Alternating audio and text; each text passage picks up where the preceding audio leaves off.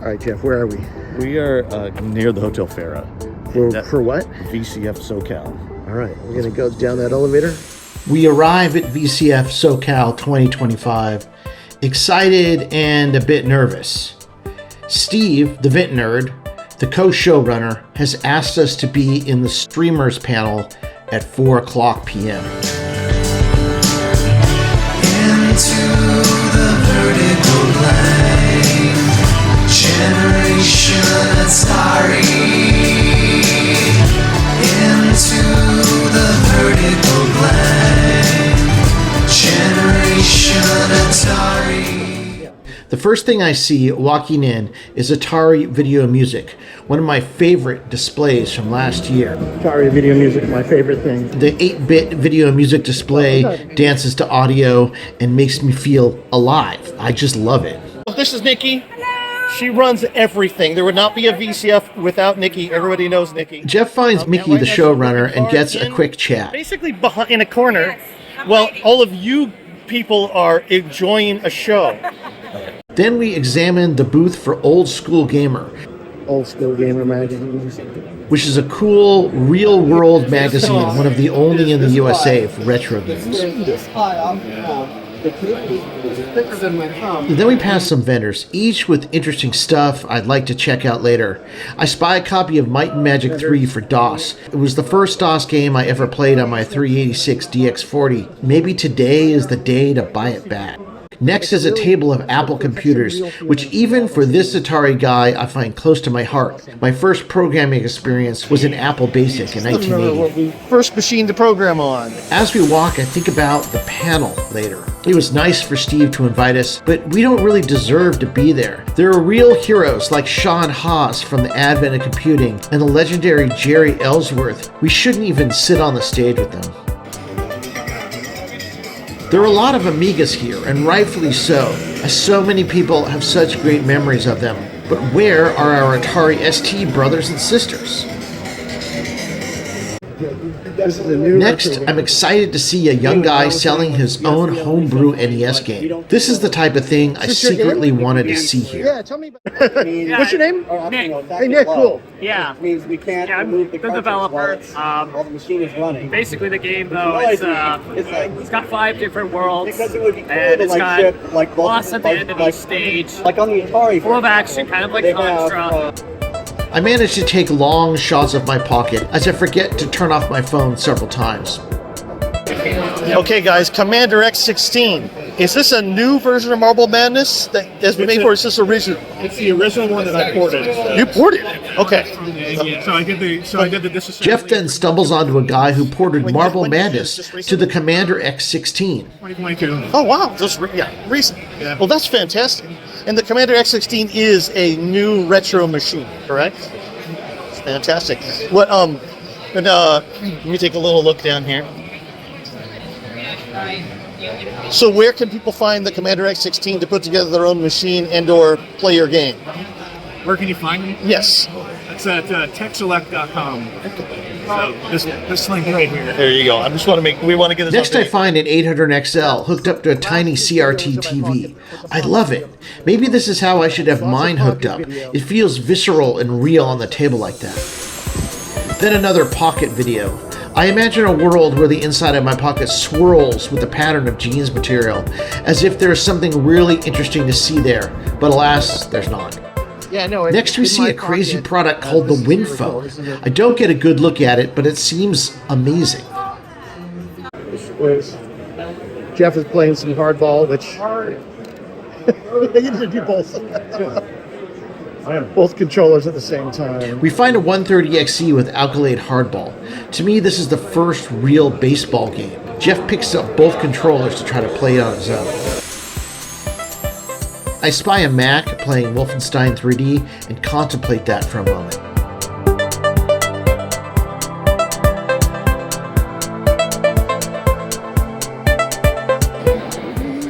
Atari Project's Jason Moore is next. He tells me about his latest adventures. Jason Moore, what is this new skill that you have developed over the past year? Well, what I realized is I have a big collection of Atari and other computers, and I had a number that didn't work. and I wanted them to work. So I got motivated to learn how to diagnose and repair them so I could use them. Then I stare at Jason Moore's tricked out LED lit transparent Amiga. I imagine some guy like Joe or Ravi from the Retro Hour, I can't remember which one is the DJ, playing sick beats on stage as the Amiga glows for an adoring Euro retro crowd. The guys from the Retro Hour should be in this streamer panel tonight, not Jeff and I. We only have a couple thousand subscribers. Those guys have tens of thousands, if not hundreds of thousands.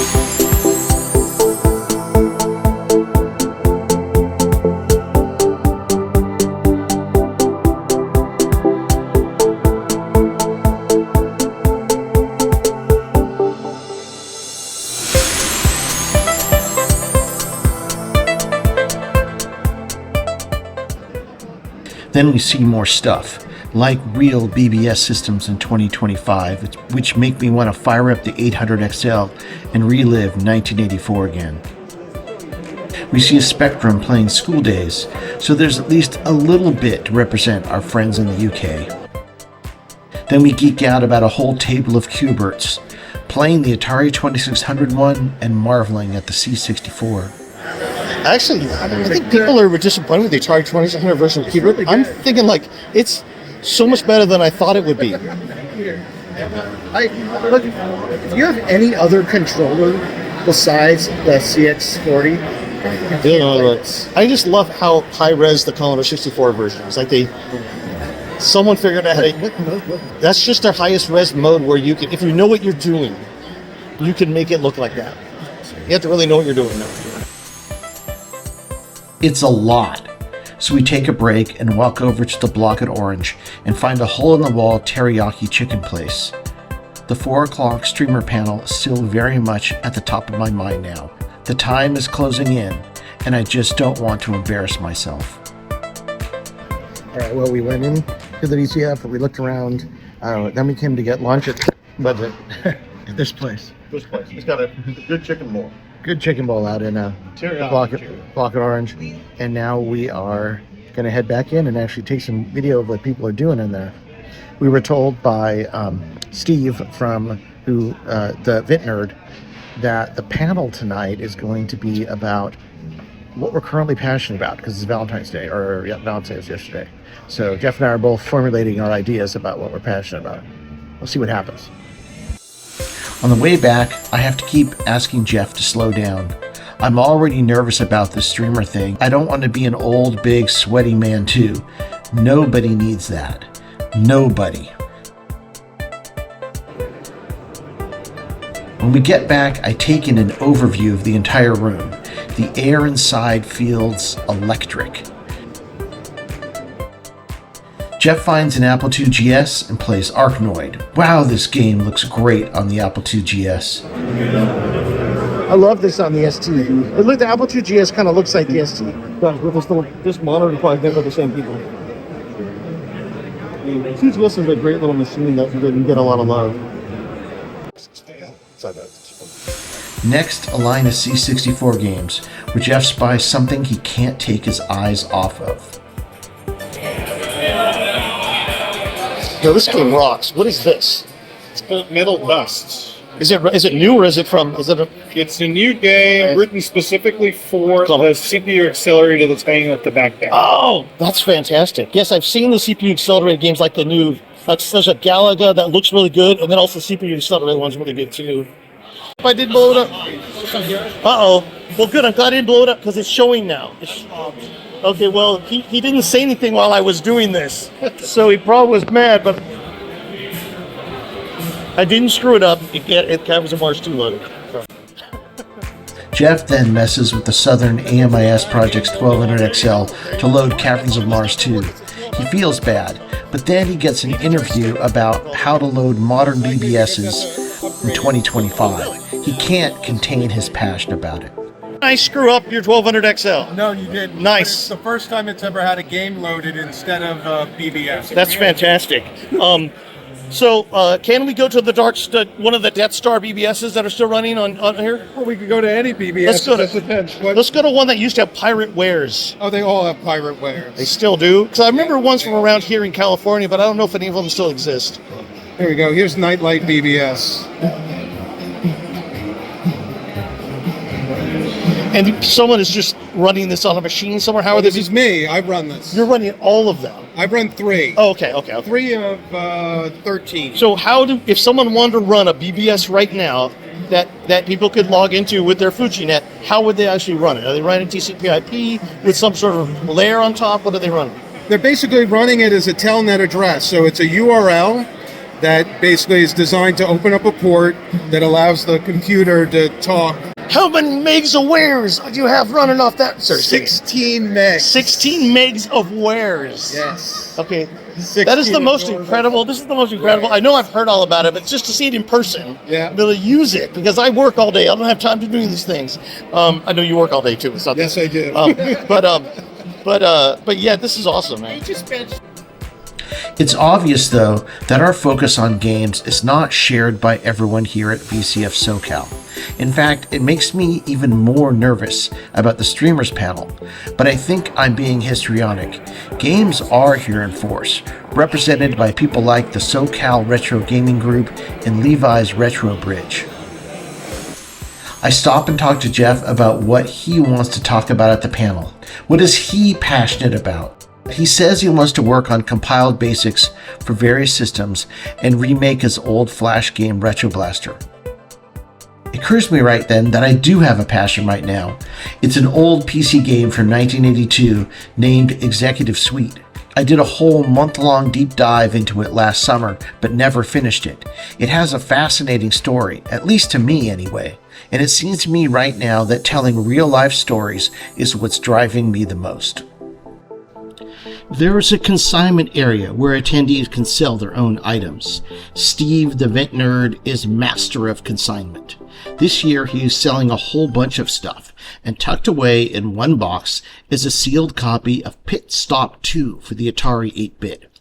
I want to buy this, but Steve is nowhere to be found. It just so happens, as we walk to the restroom, Steve the VintNerd is in the hallway. I tell him I want to buy Pit Stop 2, and after some light-hearted haggling, he actually offers to give it to me for free. Then we get this impromptu video from Steve, right there in the Hotel Farah next to the free table. Hey, Steve. Oh, wait, what am I saying? VintNerd, you're going to tell me about Pit Stop and how... Okay, so Pit Stop for the Atari, these guys, you can't see, I guess, Jeff and Steve, really wanted it, and I'm like, it's yours. And he wouldn't take it. I said, well, you got to plug me. We're plugging the channel. VintNerd, we'll plug the channel. Plug the channel and plug VCF SoCal, and I guess that's about it. Oh, that's great, man. Thanks. Steve, the co-runner of VCF 2025, is a great guy.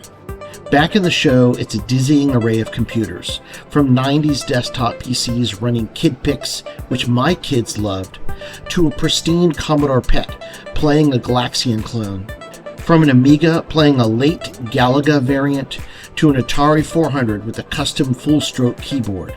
Sadly, the only Atari ST we find is dangling from a vendor stack, looking embarrassed. Atari ST representation needs a boost in 2026. Maybe that's our job. Next up, we find the Aquarius Plus. Then hear the story of how it's been revived for the 21st century. It's a character-based system, and we said, hey, what would it have been like if they hadn't crashed? So we did the Aquarius Plus, which is an open source project. We do sell hardware for it, but the emulator's free. We added sprites, bitmaps, all of those things that you would expect. We've got a brand new BASIC that sits on top of Microsoft BASIC that gives you real sprite commands so you're not peeking and poking. So it really is a what could have been kind of project. It is, yeah. It's great. There's a good community on Facebook that supports it. It's tough because a lot of people don't like Facebook, so we try and pull in as many different people as we can. So this game has a Plus Basic front end that we released. It's called Castle Escape. It just came out yesterday. It looks really good. I wrote the front end with the graphics and the music and stuff like that, all in Plus Basic. And then it tunnels out to the 3 games, which were written specifically for the Aquarius. Oh, right. Yeah, so, and it uses Z80 assembly. It looks good, too. Finally, I stumble upon the most exciting thing for me at VCF SoCal 2025, the XE book, a portable XE computer. I get the story about it. It's amazing. I want to know everything. I want to know I want to know how much it costs. I want to know if you're ever going to make one for anyone else. How long did it take you to do it? Too long, too much. What's your name, by the way? Tavis. Hi. Okay, Hi, Steve. Nice to meet you. Yeah. So okay, it's awesome. Thank I you. instantly want it. Of Yeah, course, I know. because everybody does, right? I want to get, well, if there's enough people. So the problem with making more, like this is the only one I have, I probably spent over $1,000. Sure. Because it's got, I blew up a Ultimate 1 megabyte. I went through about 3 LCD displays. I tried out a couple different types of converting the video to HDMI. You know, at the end, it all added up, and burned through a couple $100 worth of filament. So what I want to do is figure out how to get, like the Mac Effects guys are doing, like get the injection mold tooling done. Right.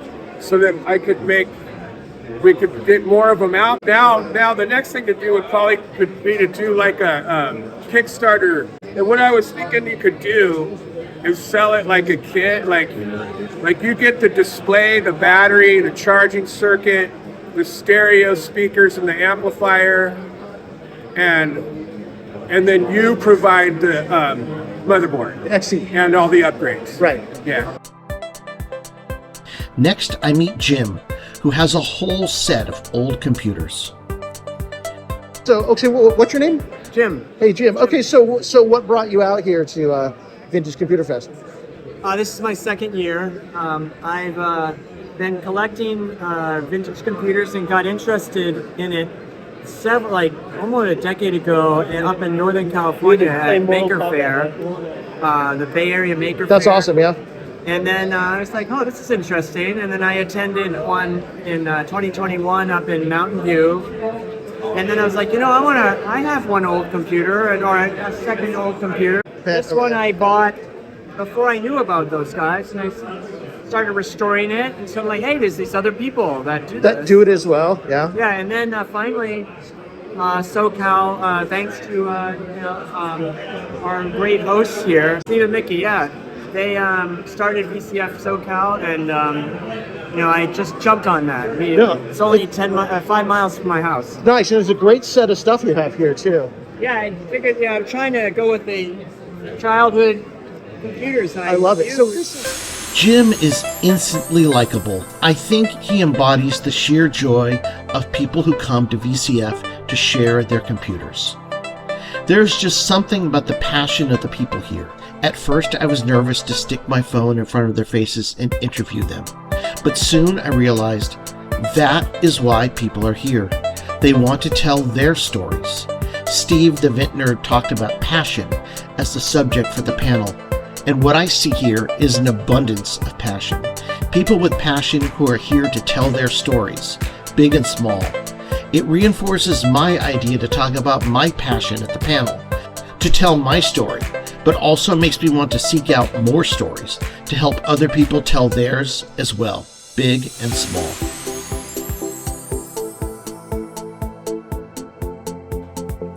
It's been a long day, and now it's just about showtime.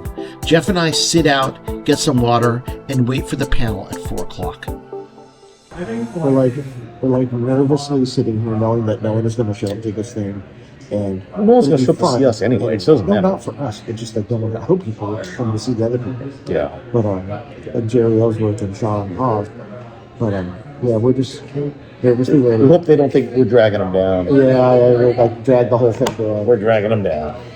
We go into the panel just before 4 o'clock. The people on it are as follows, from big to smaller in their audience size. Jeri Ellsworth has 147K subscribers. Usagi Electric, 114K subscribers. Advent of Computing, 2.64K, but the podcast has far more. That Electronics Fool, 13.3 subscribers. The VintNerd, 12.4K subscribers. And even though Evie technically has less than us at 1.95K, she has done it with far fewer videos, so I'd give her the edge too. So there we are at the bottom. No one knows who we are, and no one really cares what we have to say. I mean, most of the others are hardware streamers, while we cover video games, so we already stand out as the oddball. Plus, we are twins. There are two of us. So there's an oddball point there, too. And we are both kind of excited and excitable. So there's that, too. But in the end, we do okay, with only a couple foot-in-the-mouth moments. I fanboy a bit too much over Sean from Advent of Computing and Jeri Ellsworth. We both say a couple things we would rather have articulated better. But in the end, I guess we survived in one piece. And better yet, I feel like, in just a small way, a sense of belonging. I have no video of the panel. Steve the VintNerd says he will have a video of it archived later. I'm not sure I'll ever be able to watch it. As we leave VCF SoCal 2025, I'm struck by how friendly it was, and I'm struck again by the stories of the people who just want to show off their thing. So Jeff, we're walking back after the panel. What did you think? Think of what, the panel? Yeah, It was fun. It was fun. it was fun. I'm filled with a sense of community that I have not felt in a very long time.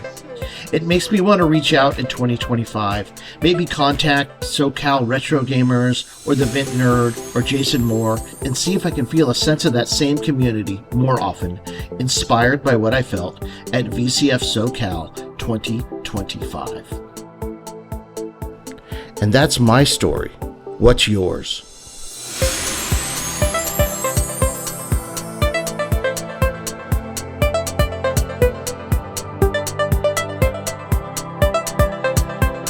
Yeah, I thought it was really cool. Yeah, now I want to go to see everybody's website that was on there. Yeah, exactly. See what they're doing. Anyway, how was VCF 2025? Good. I loved it. All right. Hopefully this video comes out. We were children of the Silicon Revolution, an X generation conscripted to fight the console and home computer wars. A product of an analog 70s childhood, we came of digital age in the 80s, believing we could affect the world 8 bits at a time. Armed with joysticks, full-stroke keyboards, Jolt Cola, and MTV haircuts, we proceeded into the vertical blank. There, we stayed up late at night, devising incantations from D&D rulebooks and beginner's all-purpose symbolic instruction code. Video games were the match, and programming was the fuse, as the infinite possibilities of the digital world exploded into the internet age to come. We are Generation Atari. Into the vertical blank.